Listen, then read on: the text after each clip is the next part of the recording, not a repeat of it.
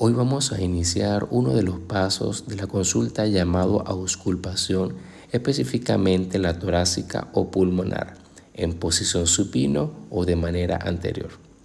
Para iniciar se le explica al paciente los pasos que vamos a realizar, donde debe estar sentado correctamente.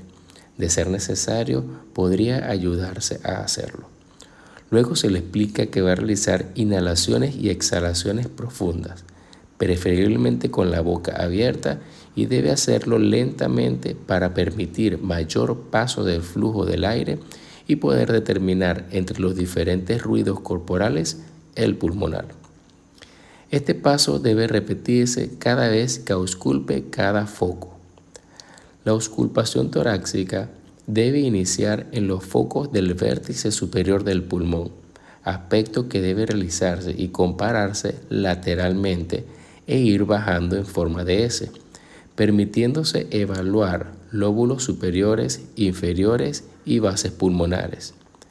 Es de vital importancia entender que los ruidos cardíacos llegan a ser un agente contaminante para realizar dicho paso. Es por ello que debe escucharse muy atentamente.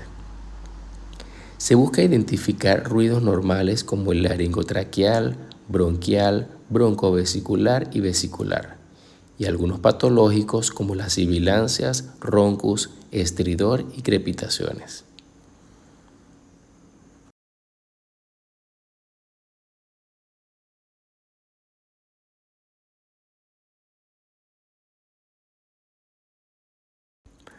Luego procedemos a realizar la auscultación posterior, donde vamos a repetir algunas de las indicaciones dadas anteriormente, como estar sentado correctamente, realizar inhalaciones y exhalaciones profundas, lentamente y con la boca abierta, y agregamos una maniobra que permita la ampliación del espacio interescapular colocando las manos en los hombros contrarios.